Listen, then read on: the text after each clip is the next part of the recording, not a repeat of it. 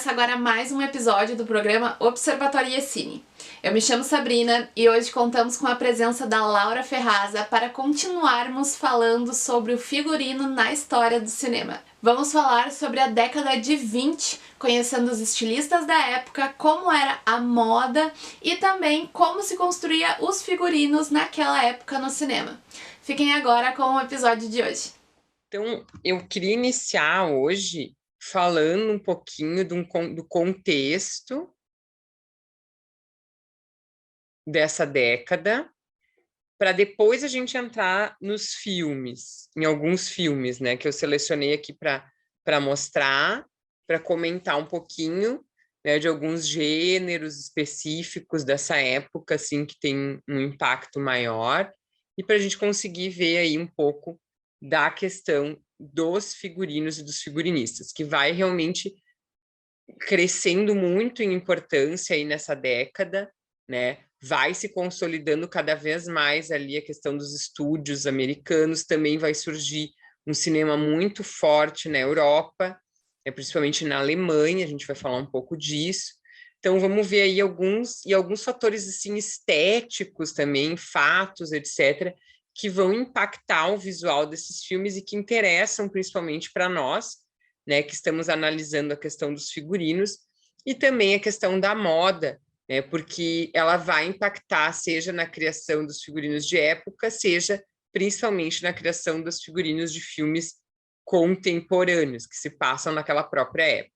Então, começando um pouco, né, pela estrutura da moda a partir aí da década de 1920, né, ela vai, então, ainda, né, não ser tão diferente, por exemplo, entre 19 e 20 exatamente, mas ao longo da década de 20, a gente vai ter algumas transformações importantes que a gente pode dar uma olhada para também tentar fazer relações, né, com os figurinos que a gente vai ver.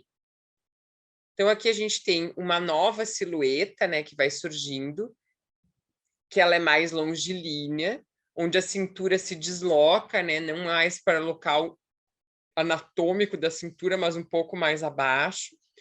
O uso dos cabelos curtos pelas mulheres, o encurtamento, né, das saias com pernas mais à mostra, a moda dos seios pequenos, e aí quem não tinha usava achatadores. Então, é o oposto, né, do espartilho que tinha sido lá do final do século XIX, que já vinha perdendo espaço no início da década das primeiras décadas do século XX, e que vão, então, desaparecer de vez aí nos anos 20. Nós temos também o famoso visual à la garçon, né, que é o oposto, então, do estilo romântico. Então, a gente até viu alguns looks ali que a gente comentou, né, alguns figurinos na aula passada, que a gente até falou, tem ares românticos. Nos filmes de época, isso ainda vai aparecer, e ainda tem uma vertente dentro dos anos 20 que ainda preserva alguma coisa desse estilo romântico. Mas cada vez vai predominar mais esse estilo à la garçon, que é a maneira dos meninos, né, em francês, que é justamente esse estilo do cabelo curto, de um corpo sem curvas, né, essa cintura deslocada, as roupas mais retas, né, evitando a questão assim de babados, etc. Então, roupas mais clean também, né? Principalmente através da influência da Chanel, que a gente vai falar um pouquinho também. Então, os vestidos de noite também passam a deixar braços com a mostra, né? Que alguém abriu o microfone, pessoal, só para avisar. Então, também a gente vai ter mais partes do corpo desnudadas, né? Vai ter, assim, os vestidos bastante, assim, abertos da noite, né? Só com alcinhas. De dia, o uso do chapéu cloche, aquele chapéu em forma de sino, que emoldura o rosto e combina perfeitamente com os cortes de cabelo curtos. Principalmente na metade da década, nós vamos ter o auge assim, desse estilo, né, para a segunda metade da década, após a Exposição de Artes Decorativas de Paris, que aconteceu em 1925, que da onde sai a expressão Art Deco, que é justamente uma formas mais geométricas. Isso tudo vai influenciar até nos cenários, né, em tudo que a gente vai ver aqui, tem essa influência dessa mudança estética, né? e também na moda e, consequentemente, também nos figurinos. Também começa a ver o lançamento das linhas de perfume pelos estilistas. Então, aqui a gente está comparando, né? 20 ainda não tem a saia tão curta, mas uma imagem de 1910, onde a gente ainda tem a cintura no lugar, a saia longa, com cauda, bordados, camadas. Não que não vá ter bordados nas roupas da década de 20, principalmente nos figurinos, mas a gente pode comparar com um estilo muito mais clean aqui, ó, em 1920, a saia mais curta, a cintura bem menos marcada, né? E essa saia vai se encurtando gradualmente mais, né? Chegando a cobrir só o joelho. É um estilo, aliás, bem da Chanel ali perto de 20, e logo depois ela já vai fazer um estilo ainda mais sem detalhes, mais minimalista. Até o frasco do perfume do Chanel número 5, que é o primeiro perfume que a Chanel lança, em 1921, né? Existiam já perfumes de outros estilistas, mas ela mostra já essa ideia, né, de um visual mais limpo. Isso tem a ver com a própria ideia da modernidade, mudanças na arquitetura, na arte. Então, todas essas linhas mais retas, né? O visual mais básico também até no frasco do perfume. E aí, falando um pouco sobre moda e cinema na década de 20, né? Há um papel importante desempenhado pelas estrelas de cinema na divulgação de novas modas, né? A partir dessa época, nós vamos ter cada vez mais, né? O cinema vai ganhando cada vez mais público, ele já está bem estabelecido, ele vai ter essa oportunidade de girar o mundo com aquela produção, né? Ou pelo menos atingir o público local e, nesse caso, atingir um público amplo, né? Então, se torna uma plataforma de divulgação também das modas. Então, principalmente, até está no fim aqui desse slide, está dizendo ali, revistas de fãs, né? Então, também começa a ter essa busca, né? As atrizes começam a ter esse nome bem conhecido, o que elas estão vestindo, como elas se vestem fora das telas, e o impacto também que tem o que elas vestem nas telas. O cinema se tornou um líder de estilo, né? Os cuidados ao transpor o estilo teatral para o cotidiano. Então, apesar do cinema influenciar, ainda tinha a questão de que os figurinos eles eram muito mais exuberantes, né? E principalmente em alguns filmes específicos, e que, claro, que não ia ser transposto de maneira literal para o cotidiano, né? Ele era uma fonte de inspiração. Ali, novamente, a figura das vamps, que a gente já falou, e que vão permanecer existindo nesse início aqui. A gente até vai ver alguns filmes aqui com elas, até da Bar, a Polly Negra, a Clara Baum. E o estilo das melindrosas, né, que a gente chama em português. A Joan Crawford, Louise Brooks, que a gente vai falar bastante, a própria Gloria Swanson, que já tinha aparecido antes, inspiraram milhões de mulheres a copiar suas roupas, penteados e cosméticos, além dos seus maneirismos. Isso envolve aí uma mudança assim até nas sociabilidades, né, na maneira nas danças, nos eventos sociais, na forma de vestir, né? E essas figuras que vão usar mais roupas de noite nos filmes, né? Que fazem, inclusive, papéis normalmente que possibilitam o uso de figurinos mais exuberantes, né? Já é proposital que na história sempre elas são dançarinas ou atrizes até dentro da história, que é justamente que justifica um pouco aquele figurino mais exuberante. Né? Uma própria maneira de se mover, né? De usar o cabelo, tudo isso vai gerar toda uma moda, um estilo atrelado a essas figuras. E, por fim, as revistas, né, para fãs, que começam a aparecer no mundo todo, inclusive no Brasil, né, que vão contar rotinas de beleza e o guarda-roupa das estrelas, né, revelando quais são os cosméticos, já tinha isso que as atrizes usavam, né, quais são as marcas, os estilistas que elas utilizam no dia a dia, né? Então, fotografias dos atores, isso tudo já é algo que aparece bastante nesse período aqui. Então, as vamps, né, até essa imagem da Teda Bara que a gente já viu, a Paula, Negri, eu acho que é essa daqui. Que olhar maravilhoso, super profundo, né? Claro que a maquiagem ajuda a acentuar. E a Clara Baum inspirou a criação do desenho animado Betty Boop. Ela é um pouco mais, né, delicadinho, mas essa coisa dos anos 20, do lábio bem vermelho no centro, as sobrancelhas finas e arqueadas, que ainda vão continuar nos 30, as Vamp com a questão de uma maquiagem mais escura. Vejam como, por exemplo, essas pintas falsas, né? Ela usa uma pinta aqui, essa usa na bochecha, também tinha esse estilo aí. E essas, os estilos mais melindrosa, né? Normalmente usando cores mais claras, os vestidos franjados, né? Então, nós temos também, vejam que inicialmente eles não são tão curtos, a gente tem modelos que vão encurtando, a gente tem algumas dançarinas que usam bem mais curto, não é tão curto quanto a gente julga que seria, principalmente até 1925, depois eles vão encurtando um pouco mais. Então, aqui é a Louise Brooks, que a gente vai falar bastante, esse corte de cabelo, inclusive, que a gente chama de corte Chanel, por causa da Coco Chanel. A Louise Brooks realmente influenciou muito com esse corte, a franjinha e o cabelo curto bem lisinho, né? E aqui a Gloria Swanson, que vai ser uma atriz também que a gente vai ver em vários figurinos, inclusive essas duas imagens são figurinos de filme ou fotos de divulgação, tá? E ela tá usando aqui um estilo mais daquela roupa com as franjas, os recortes, a pluma, bastante acessório, também bastante textura, né?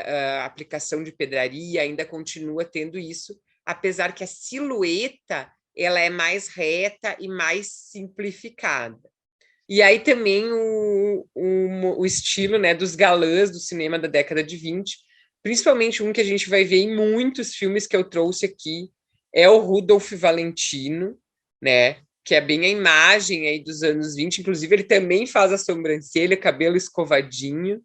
Depois já aparecem alguns que depois vão permanecer nos anos 30, né, como o Douglas Fairbanks, o Clark Gable, que vai ser muito importante ainda nos anos 30 também. Aqui um pouco para a gente ver, ó. Por exemplo, essa é uma fotografia de moda, tá? Que mostra um vestido de noite dos anos 20, já provavelmente da segunda metade, porque a gente tem um comprimento que vai até o joelho, com franjas, um pouco de transparência, mas tem uma camada por baixo, as pérolas. Aí a gente tem um ritmo muito famoso nessa época, que é o Charleston, né? E aí a gente tem uma dançarina com uma roupa muito mais diminuta, mas isso não é uma roupa cotidiana, justamente porque ela é uma dançarina. É uma mulher que vai frequentar esse clube, ela vai estar com uma roupa nesse estilo aqui, até o joelho. Agora, a dançarina tem essa roupa bem mais curta, né? Mostrando exatamente bastante as pernas, que tem a ver com o próprio movimento da dança, né, de que tem esse apelo aí. Os vestidos dessa época podem perfeitamente ser usados hoje, tanto da dançarina quanto o outro. Né? São modelos muito atuais, porque a partir do século XXI, né, principalmente, a gente tem muitos influxos, né, inspirações em outras épocas, né, e essas épocas que têm uma silhueta mais simplificada, elas são muito mais fáceis de ser palatáveis a qualquer momento, né? Claro, e ainda mais que a gente também consegue vintage style, adoro, aliás, né? A qualquer momento a gente pode, até por exemplo, a questão também do brilho da pedraria, que é algo que se usa ainda, né? Principalmente para roupa da noite. Então, aqui falando um pouco, né, sobre essa mudança estética na metade da década de 20, que a gente vai conseguir perceber o impacto no cinema muito assim no cenário, também no figurino, né? É a Exposição Internacional de Artes Decorativas Industriais Modernas, que é a famosa exposição de artes decorativas que vai dar o nome a próprio estilo da Art Deco, né? Que a gente vê pelo cartaz, né? Já essa estética que a gente associa muito já com os anos 20, né? Com formas geométricas, uso só de algumas cores específicas. Então, aqui, aconteceu em Paris no ano de 1925, de caráter internacional, reuniu novas ideias e conceitos de vanguarda na arquitetura e artes aplicadas. Deu o nome e sintetizou o estilo Art Deco, moderno, com composições geométricas mais depurados, simetria e estética industrial suave, animais estilizados, focos de luz e motivos exóticos. Nós temos um cubismo decorativo francês, a própria Bauhaus alemã, que também vai influenciar no cinema alemão, o futurismo italiano, o construtivismo russo, também influenciam nos cinemas desses lugares. Destaque para bens de luxo, mostrando que mesmo após a Primeira Guerra, Paris ainda era o polo das artes e do design. Isso, assim, no geral, da exposição. Esses movimentos todos estéticos vão aparecer dentro dessa exposição, porque é uma exposição internacional em que se traz as novidades de todos esses países. Então, a gente consegue perceber o espaço da moda aqui nessa capa do guia da exposição da Paris Arts Décorative, onde a gente tem justamente uma imagem da cidade e uma mulher, de novo, a imagem feminina, que a gente falou tanto, com uma roupa bem ao estilo da época, o cabelo curto, chapéu cloche, uma silhueta reta, o uso do preto, que a gente vai ver aqui também, né, que a Chanel traz muito forte essa questão do uso do preto a partir desse momento, e até o uso desse agasalho com peles também, etc. E aqui a gente tem um pouco da parte artística, arquitetônica, conjugada com as novidades na moda, que é o Jardim de Inverno com árvores cubistas, do Rouault Spitz, de 1925, que estava dentro da exposição, e na frente fotografias de modelos vestindo criações de Sônia Delany, que foi uma designer e artista plástica, em que aplicava as suas estampas que ela criava, ela aplicava nas roupas. Então, as roupas dela são verdadeiras obras de arte. Que, até repetindo aquela imagem de antes, um pouco sobre essa relação entre a modernidade e a moda, né?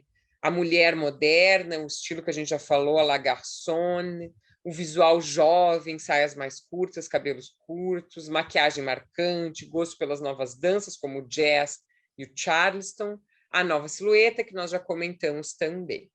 Algumas coisas se repetem. Aqui o mesmo, a fotografia que a gente viu, aqui é um retrato que um artista fez de uma mulher em 1925, né, mostrando já, então, essa moda, ó, do vestido sem mangas e decotado, mais curto, cobrindo só o joelho, e o agasalho, com franjas, pedrarias, algumas criações de roupa de banho. Vejam como as roupas de banho dessa época mais ou menos se equivalem àquele figurino do Méliès, mas tem que ver que isso aqui já é 1920, né? E aquilo era 1903, estava bem avançadinho. Então, esses eram trajes de banho criados pela Sônia Delany, né? Então, com as estampas também, combinando com as saídas, as sombrinhas, tudo isso, toda essa roupinha para tomar um banho de mar, galera. Aqui alguns trabalhos da Sônia Delany, croquis e as obras que depois ela segue só na pintura. E aqui algumas criações antes da Chanel. Então, aqui, pessoal, essas criações que eu botei aqui, a gente vai ver muito semelhante a algumas criações nos figurinos contemporâneos. Ó. Desse lado aqui, ó, o vestido Le Puff, de Paul Poiret, de 1924. Então, vejam que ele também simplifica a parte de cima, a silhueta é bastante reta, mas não é tão curta, e aí ele coloca ainda esse detalhe atrás, né? Já com os cabelos curtos, a gente vai ver alguns figurinos, mas mais em tecido liso, bem semelhante a isso aqui, para gala, etc. E desse lado, o vestido Cleópatra, da Jeanne Lanvin, de 25, que é bem parecido com um pouco, só que mais desnudado, com aquele figurino que a gente viu lá dos Estados Unidos, ali do final da década de 10. Então, ainda tem uma pegada um pouco romântica, mas com a cintura já mais deslocada dos anos 20. Bom, então essa primeira imagem do vestido preto, lançado por Chanel em 1926, então é da segunda metade da década de 20, o pretinho básico da Chanel, né? Que é justamente, olha, essa roupa que é super simples, né? Longilínea, a cintura lá embaixo, o vestido acaba logo abaixo do joelho, né? A manga longa, mas tudo sem muitos detalhes, e aí o que vai, a sofisticação vem de uma pulseira ou de um detalhe ali no punho, do colar, o chapéuzinho também que acompanha, o cloche, né, o sapato de salto. Esse visual elegante e simples, né? Inclusive, o vestido preto da Chanel, ele era chamado de o Ford da moda, justamente porque esse período, né, dos anos 20 também é um período de boom industrial, né, recuperação ali pós-Primeira Guerra, ou entre guerras, principalmente nos Estados Unidos. Nós vamos ter um grande crescimento industrial, produtivo. Então, tinha o boom do automóvel, que também faz parte dessa dessa era moderna e que vai aparecer nos filmes também, né? Principalmente a partir dos anos 30, nós temos muito mais, né, os automóveis aparecendo, mas já vão aparecer antes. Então, aqui a gente tem o que acontece? O Ford T, que é esse primeiro modelo mais famoso da Ford, ele fazia, em geral, todos em preto, né, para não trocar a tinta, e que era mais barato fazer em preto. Como a Chanel cria essa silhueta que é básica, que é clean e é preta, foi muito associado ao próprio modelo do automóvel. Aqui a gente tem uns croquis da Chanel na Vogue de 27, então já depois do lançamento do primeiro pretinho básico, já são desdobramentos desse pretinho básico, né? Por exemplo, com a saia plissada, com o cardigan, que é outra peça que ela gosta muito, com as pérolas, né? Um cintinho. Até o cachorro, né, gente? Tudo. Até o desenho de moda, ele ganha essa estética longilínea da Art Deco. Então, para vocês verem como isso tudo vai aparecer também no cinema e no figurino do cinema. Então, entrando agora, depois desse contexto geral, propriamente no que estava programado para hoje, mas esse contexto faz parte dessa época que a gente está vendo, a década de 1920, cinema mudo, experimentação e expressão nos figurinos.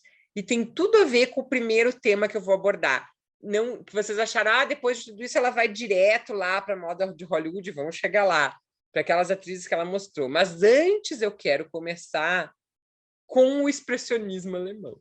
Eu não sou muito profundamente conhecedora de expressionismo alemão, mas não dá para falar de cinema da década de 1920, de cinema mudo, e não falar de expressionismo alemão. Seria até uma gafe de minha parte.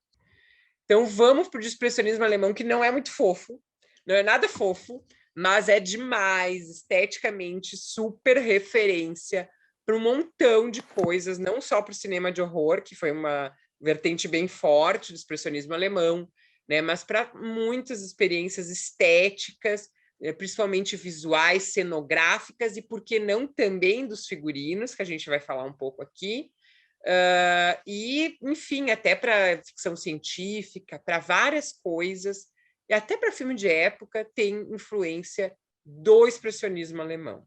Então, um resuminho, bem resumidinho, movimento do cinema alemão no contexto pós-Primeira Guerra Mundial, né? Há um grande crescimento do cinema alemão durante toda essa década. Primeiro, ele é impulsionado internamente, né, até para tentar recuperar a Alemanha, que foi quem saiu realmente mais debilitada da Primeira Guerra Mundial. Né? Há um boom cultural na Alemanha entre guerras que foi sufocado, infelizmente, pelo nazismo, né, mas que foi incrível o boom cultural desse período, de anos 20, 30 até a subida do nazismo. E, enfim, aí a gente tem também uma inspiração no próprio expressionismo da arte, que era um pouco anterior, né? E também contemporâneo, onde a gente vai ter, então, exploração de ângulos inusitados, né? Bem distorcidos, contraste intenso de luz e sombra, temas profundos como horror, loucura, traição, tudo isso reflexo dos traumas da guerra, e propositalmente antirrealista, né? Com a ideia de que o cinema era uma experimentação, para fugir da realidade mesmo. Começando com O Gabinete do Dr. Caligari, que é um filme de 1920, do diretor Robert Wayne, eu não sei falar alemão, não sei se daria para falar mais alemãozado o nome dele. Uma coisa importante do cinema mudo, que eu acho que é uma riqueza que depois agora a gente voltou a ter, mas demorou muito depois que o cinema passou a ser falado, que era essa questão de que não tinha barreira idiomática, né? O filme era mudo, então ele podia ser feito em qualquer lugar do mundo, passar em qualquer lugar do mundo, né? Os atores também tinham uma grande circulação, então isso também é interessante, diretores, a gente vai ver que figurinistas também, tá?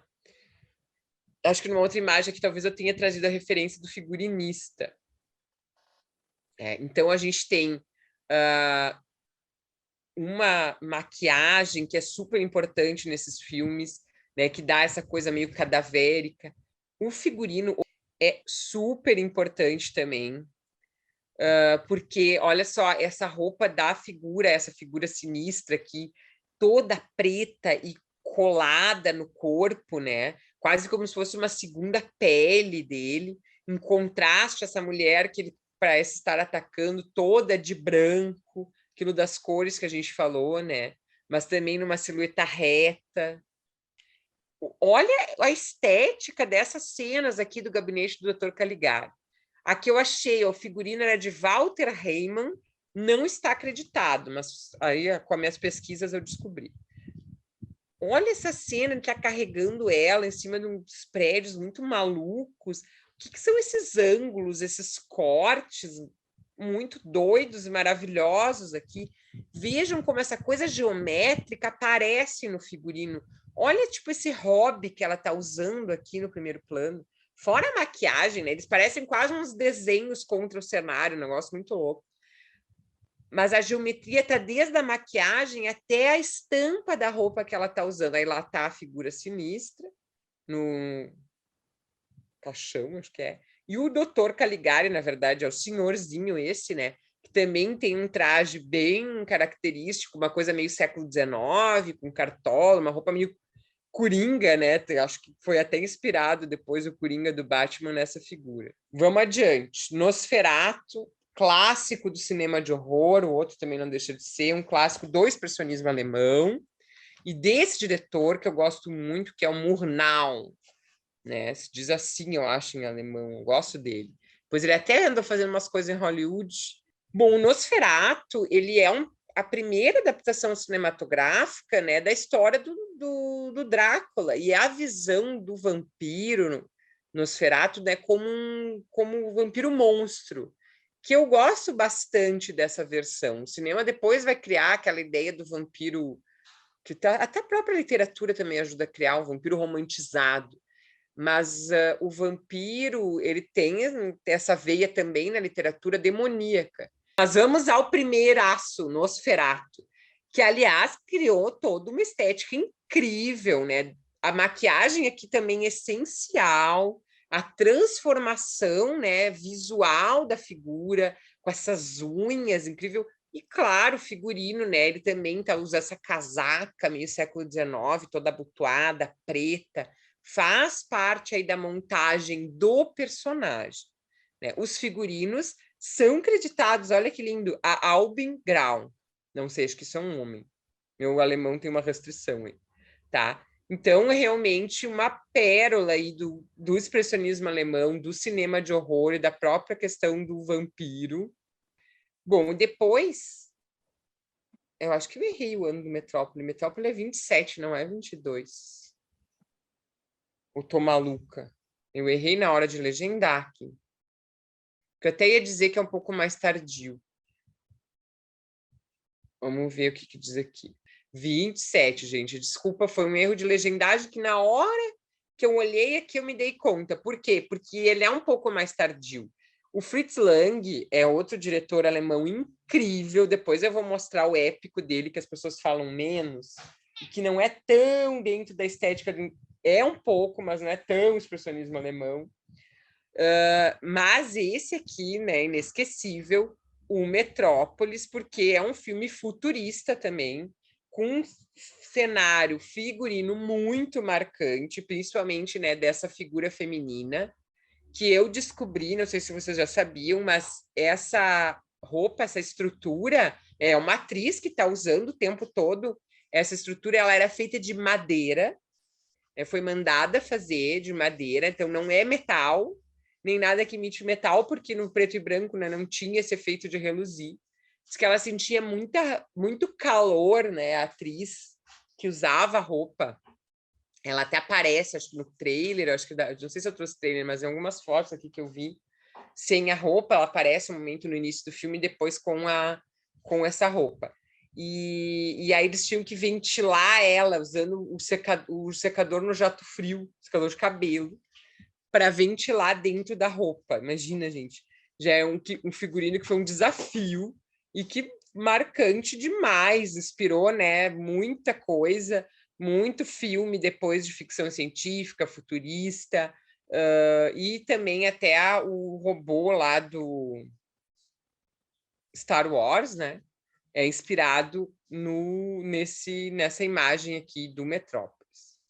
E aqui, claro, né, sempre tem aquela figura. Aliás, virou um tropo, né? Essa figura do cientista descabelado vem do expressionismo alemão. Os velhinhos lá sempre tinham um velhinho descabelado, aqui também tem o cientista descabelado. Onde que essa estética foi bem copiada? Acabei de me dar conta, gente, no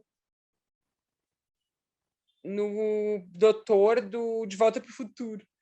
Muito igual a estética dele, desse carinha aqui. Daí tem o outro lá, que é o cara engravatadinho que foi visitar lá para conhecer as revoluções científicas. Não, e a parte de cenário desse filme é inacreditável, né?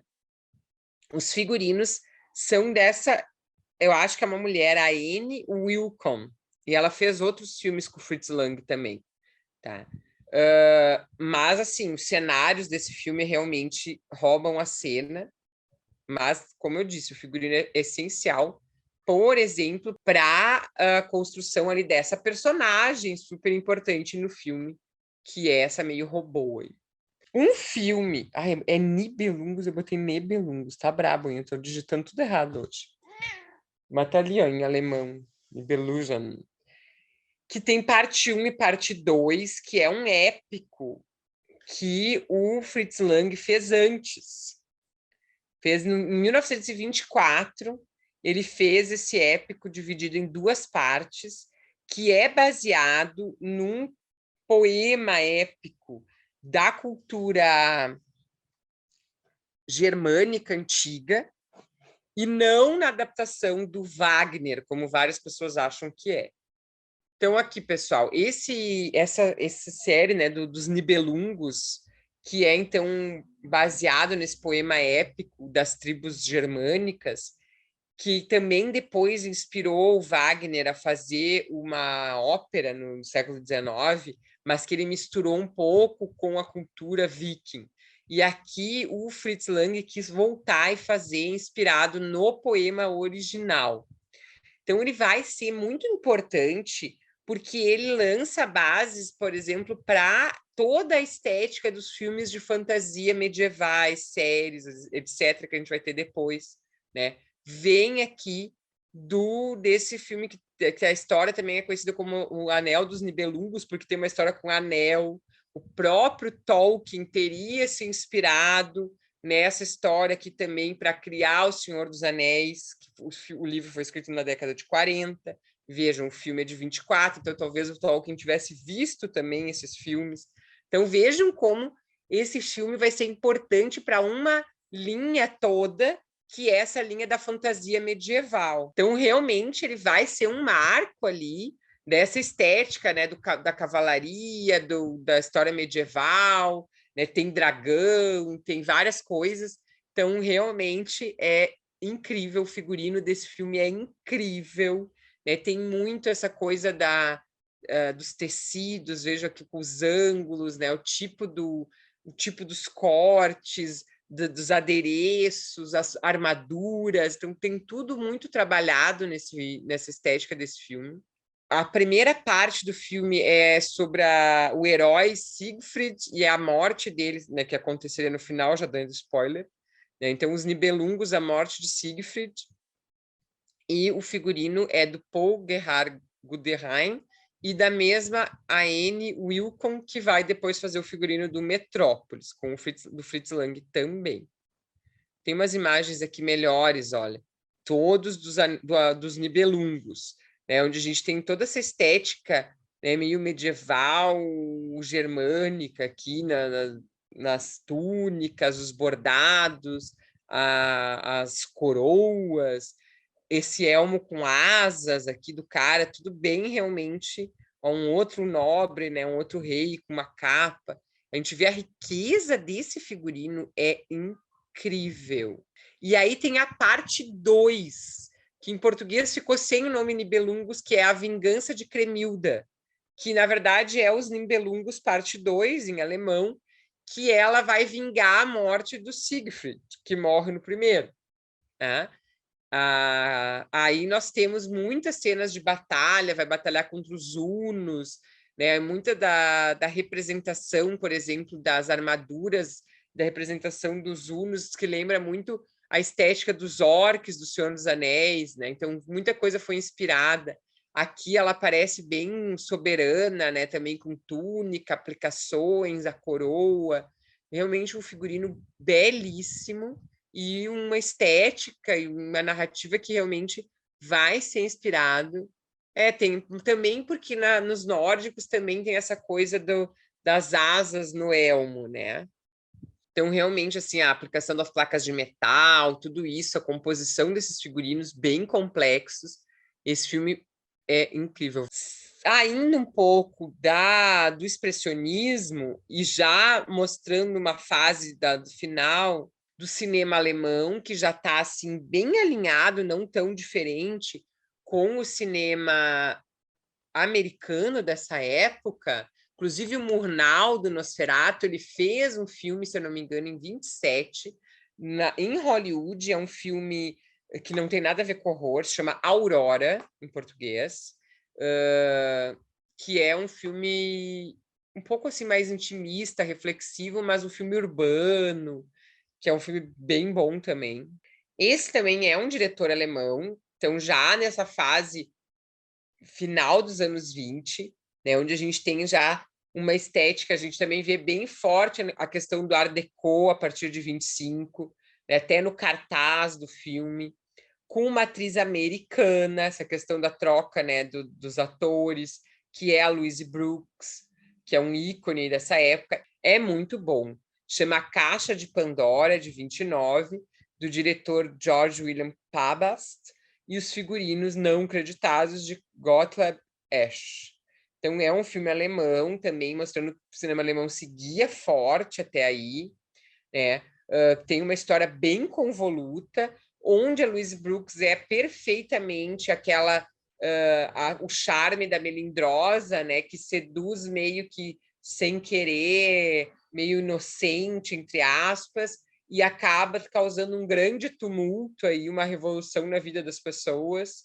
E esse filme aqui, então, a gente tem o cartaz com uma estética bem art déco, e aqui a gente também consegue ver a questão do figurino, até porque no filme ela é uma bailarina, então normalmente a escolha de personagens desse tipo, onde se explora bastante esses figurinos com uma estética mais glamurosa, com a questão ali da textura, né? Já que não tem como explorar a questão da cor.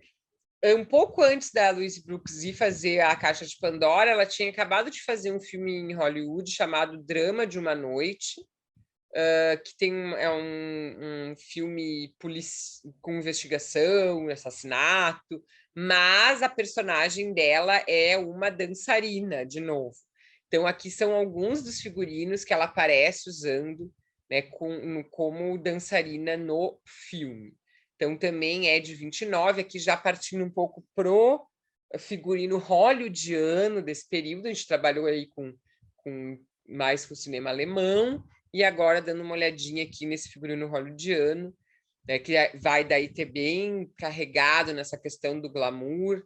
Tem também histórias mais contemporâneas e mais simples. A próprio filme do Murnau é outra estética, uma estética mais cotidiana. E aí a gente tem aqui esse figurinista, que é um figurinista bem famoso desse período dos anos 20 em Hollywood, que é o Travis Banton. E aí eu vou trazer outros exemplos aqui. Então, dentro dessa estética, né, vamos ver a questão aqui do desnudamento, que a gente falou bastante aqui, e que justamente a atriz fazendo uma personagem que é uma dançarina, né, ela tem essa possibilidade de um desnudamento maior. Então, esses figurinos tipo de show, eles são bem mais ousados, né? Bem mais curtos, degotados, braço de fora, explorando bastante a questão do corpo e da sensualidade. Uma questão que a gente percebe bastante nesses figurinos mais glamurosos aqui desse período é os materiais, né? Muita pluma, tule, bordado, são materiais também, a gente falou já também de contas, né? Bastante materiais exuberantes, assim, que ajudam a reforçar esses visuais. Ah, esse aqui é incrível demais. Esse filme aqui é inspirado não na história bíblica, mas também da Salomé, né? Mas na peça do Oscar Wilde, né? Na peça Salomé do Oscar Wilde, e tem assim uma produção, um figurino, uma cenografia incrível demais, que é esse Salomé de 1922. Close nesses figurinos e nesse cenário, só dessas duas fotos aqui já estou enlouquecida, tá? A direção é de Charles Bryant e os figurinos da Natasha Rambova. Tem essa figurinista aqui, que eu acredito que seja de origem russa, que faz vários trabalhos, principalmente esses trabalhos de época, bem elaborados aqui nesse período. Tem uma atriz também, eu acho, russa também nessa época, aí, que é essa questão da barreira idiomática que eu falei que não era tão importante no filme mudo, né? Parece que tinha uma coisa mais globalizada, que é muito interessante. Esse aqui são 2 filmes, eu até não coloquei o nome dos filmes, que são... Eu tô, aliás, muito tristonha com a quantidade de filmes desse período aí dos anos... da década de 1910 e de 1920 que se perderam, né? Acho que tem muito a ver até com como eles são muito antigos e reformas, questões de estúdio, foram se perdendo esses filmes. Então, esses são 2 filmes perdidos. Os 2 com a Gloria Swanson no papel principal. Então, ela ainda, né, ela já não era mais tão mocinha, mas ainda fazia bastante filme aí nos anos 20, vindo ainda da fama da década anterior. E também a figurinista, nós falamos dela na aula passada, a Claire West. Então, também ela parece sempre fazendo uma dobradinha, que normalmente era do mesmo estúdio, né? Tanto as atrizes quanto os figurinistas, eles normalmente estão vinculados com o estúdio nesse período. Então, são 2 filmes perdidos, os 2 com a Gloria Swanson. Os 2 são filmes que contam histórias contemporâneas, mais drama romântico. Um de 1921, que é esse desse lado aqui, e o outro de 22, e ambos com figurinos da Claire West. Desse lado, esse mesmo filme ele tinha alguns figurinos mais exuberantes, mas eu gostei que esse seria, então, uma roupa que é um pouco menos cheia daquelas caudas e adornos, apesar de a gente ter um trabalho de bordado bem significativo nessa peça, né? Também mostrando essa silhueta mais deslocada aqui embaixo, dos anos 20, mas não tão curto também, né? Porque daí aqui a personagem não é como algumas que a gente viu ali, bailarina, também não é de época, então não tem tanto essa desculpa do desnudamento, né? E desse lado aqui nós temos um traje mais naquela linha exuberante, com contas, com cauda. É uma loucura, parece que tem umas faixas com pele nessa cauda. Acontecimento, né? E aí também temos um traje masculino que fica até meio apagadinho, né? Perto do que esses figurinos femininos dessa época, é uma coisa enlouquecedora. É claro, porque é contemporâneo, então o cara tá com um fraque lá, uma roupa de noite, né? Elegante, mas a dela é toda cheia das coisas. E também aqui, olha, eles curtem esse lance de descendo a escada nessa época, né? Isso vai durar, porque lá no Vento Levou ainda tem essas cenas descendo a escada. Eu acho que é um fetiche dessa época, esse negócio da mulher descendo a escada. Tinha um charme, um glamour, e sempre umas escadas nada básica, né? Quem é que tem uma escadinha dessas em casa? Eu não tenho, porque eu moro num apartamentinho bem pequenininho. Esse filme aqui eu trouxe também porque é desse mesmo figurinista famoso dessa época, que é o Travis Banton. que é um filme, de novo, que explora o mundo do espetáculo. Porque eles gostam muito, esse é uma coisa meio circense. Eu não vi esse filme, mas já peguei aqui pelo resumo, pelas cenas, que a mocinha, que é essa daqui, ela é uma participa de uma espécie de uma trupe teatral circense. Em português ficou com esse nome horrível, Amor Sem Rumo, em inglês não é esse o nome, de 1926. Eu acho que esse ainda existe, não deve ser tão difícil de achar, porque eu não achei como referência de Perdido. Tá? Aqui não tá tão boa a fotografia, mas esse figurino é bem incrível também. Tem esse adereço gigante de cabeça, né? Que seria então ela se apresentando em algum momento nesse palco aí com essa trupe que ela tem. Aqui também a gente vê, ó, membros dessa trupe caracterizados ali, né? Pela maquiagem, etc. Aqui ela num tete-a-tete com alguém. Então também é um drama romântico contemporâneo. Esse aqui é o primeiro Ben-Hur adaptado ao cinema em 1925 e era uma superprodução. Tinha 3 diretores e 3 figurinistas, apensmente, tá? Então, o Ben-Hur é um filme de época, obviamente, né?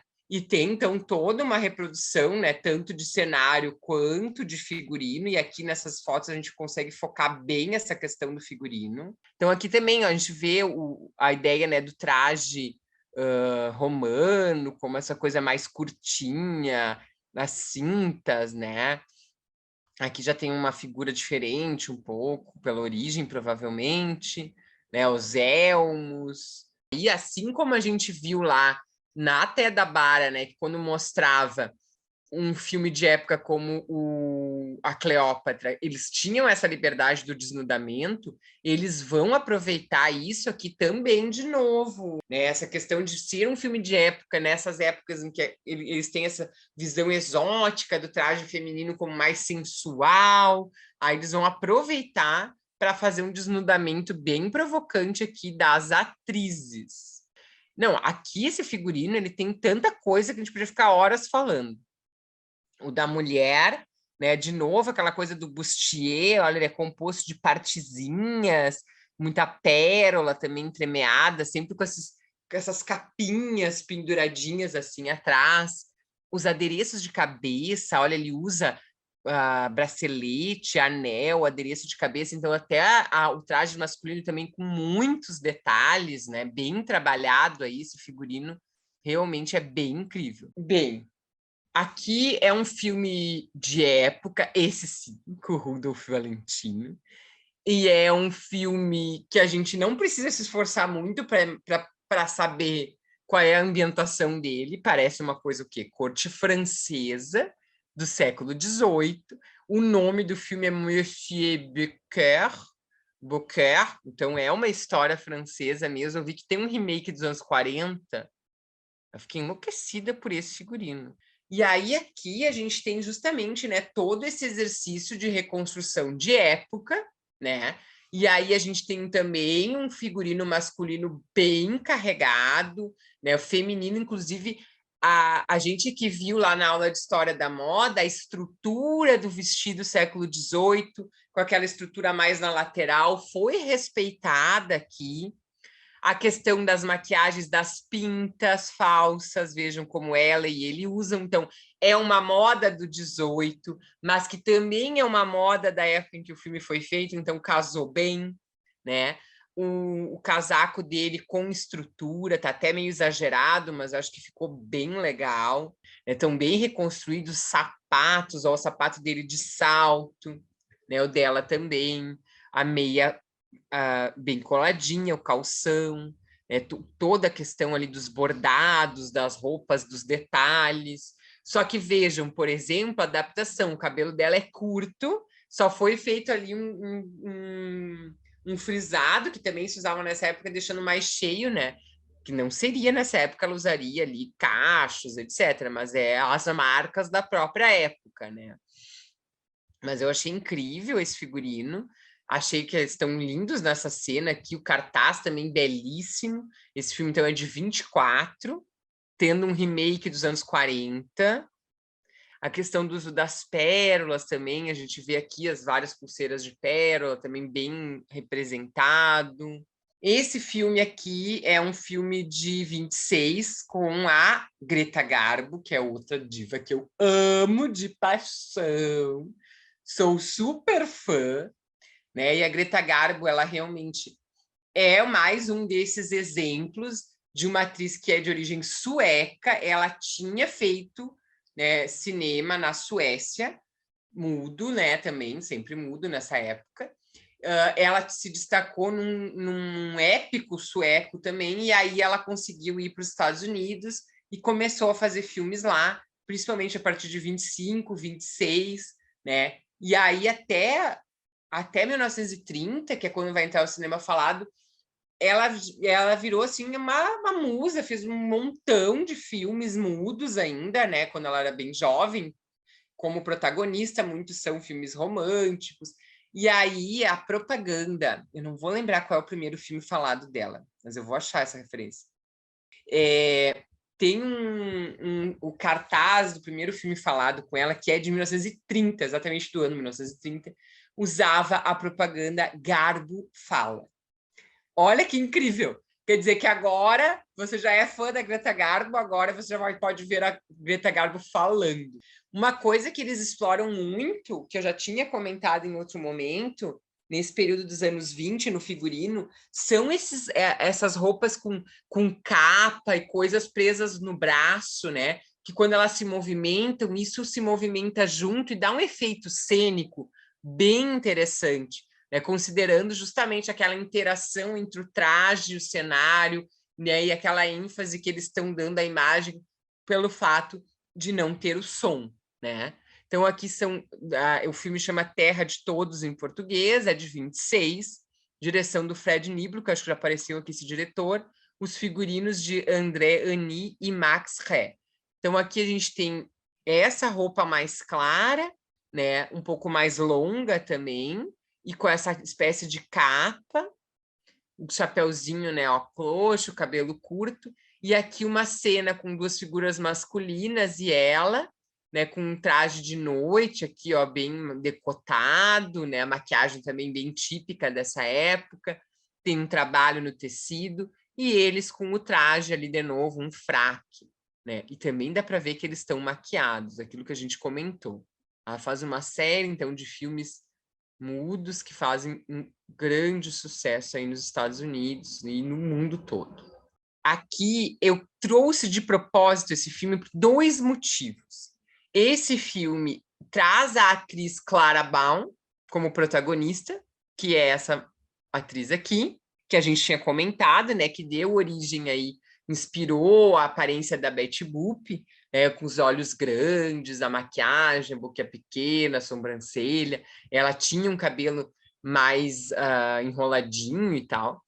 E porque é o segundo filme, é o segundo figurino feito pela Edith Head na vida dela, que a gente vai falar, a gente falou da Edith Head lá na primeira aula, e ela não era nem creditada nessa época. Pense, meu Deus, a lista da filmografia da Edith Head é uma coisa impressionante, são 1000 filmes. Claro que a gente tem que pensar que muitas vezes ela coordenava a sessão de figurino, então que nem ela mesma, né, nesse início de carreira, nem a Edith Head ganhava crédito lá nos figurinos. Ninguém foi acreditado, não tinha essa informação nos créditos, tá?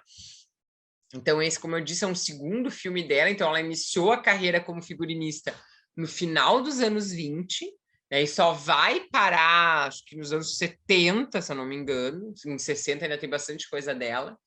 E também porque acho que ela vai morrer logo depois, já tá muito velhinha, depois vai morrer. E assim, ela fez cerca de 1000 filmes, 1000 produções de figurino, das mais premiadas em Oscar. E a questão de que ela consta tantos filmes também assinados por ela, até pela questão de que ela coordenou por anos, né, a parte de figurinos da Paramount. Então, muitas vezes ela não quer dizer que ela fez todo aquele figurino, mas que ela coordenou uma equipe que fazia.